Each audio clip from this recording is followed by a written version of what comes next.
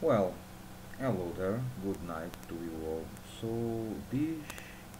this will now be my review for episode 5 of Gifuu Doudou Kanetsugu to Keiji called The Attack on Sado. So basically this episode and the last one also, the previous one, all happened in June of 1589 when the Uesugi were sent by Toyotomi Hideyoshi, one of the unifiers of Japan, to conquer the island of Sado, a small island north of the main island of Japan. And like we have found on the previous episode, the island basically is ruled by two families that are branches of the same family.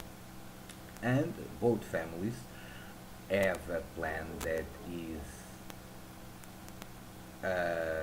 pretend that they are fighting, and at the same time they are expecting a messenger that is coming from Kyoto in the name of Hideyoshi to testify if the Uesugi were or not able to make the peace on this island. And if the Uesugi family fails, most likely Hideyoshi will use this as an excuse to take their land. And basically Naoe Kanetsugu and Maeda Keiji and Uesugi Kagekatsu is the leader of the Uesugi family. They kind of found about this plan thanks to some Buddhist nuns that are actually apparently they are also spies for Kanetsugu, and that was the first part of his plan to conquer the island is to use these women, these nuns, to scout the land and to learn what is going on. And due to that fact, they do learn that the two lords of the Onma family are actually going to the villages.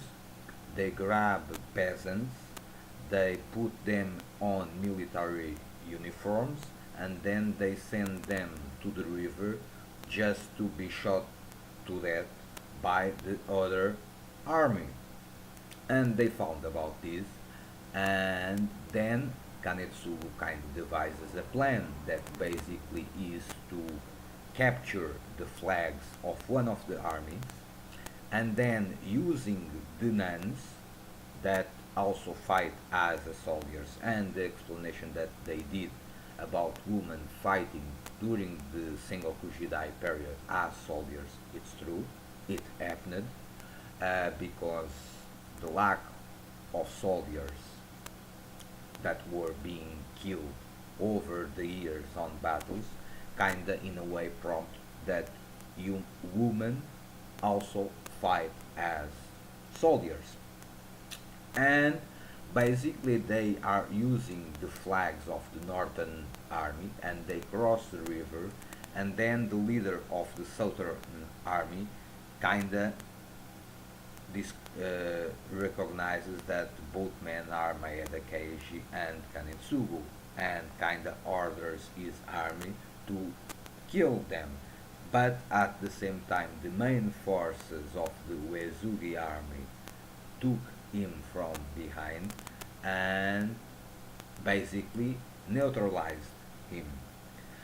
At the same time, the forces of the north, since the small group that is advancing to them is using their flags, they do not move, and the soldiers that were on an ambush in the river, they were kind of taken down by shinobi or ninjas that served the Uesugi, and then they cross the river, and then the lord of the northern part of the island recognizes also Kanetsugu and Keiji and kinda orders the attack. But in the end, both armies of the Onma family were defeated, and the leaders were forced to flee, especially the leader of the northern part of the island. And after this battle, the remaining leaders in this island, they recognized the Uesugi as their lords. And in the same time, the messenger that did came from Kyoto in the name of Hideyoshi arrives and founds the island in peace. So, and basically, this is the episode, and it's very interesting because we do learn more history. For instance, we learn a little more about history, or the ones, or we that are watching the series do learn a little more about history. There are some stuff in this animation that kind of make it strange because every time we see Keiji or Kanetsugu, they are kind of in a different size than the regular soldier. Well, I guess this is a situation that presents as visually as they are the main characters and they are the most important characters. Also, Kagekatsu, Uesugi Kagekatsu, also when he also appears as a giant compared to the average soldier. That kind of it ticks me off in a way, but at the same time not because I do understand because they are the main characters, so they are kind of trying to make them look even greater. But in some sequence of the animation, and it's not only in this episode, in other episodes, this also happened. It's kind of strange to see that situation, but nonetheless, basically, this is the conclusion of the Battle of Saddle. Then, due to this, I'm quite curious to see what is going to happen on next episode because next episode is called Kagekatsu right Rightness. So I'm quite wondering what is it. It's about how we deal with the lords of the island that oppose him, what's going on. Uh, so I'm quite curious to see what is Kagekatsu right, rightness. So, but the episode was pleasant. We do have some battle scenes.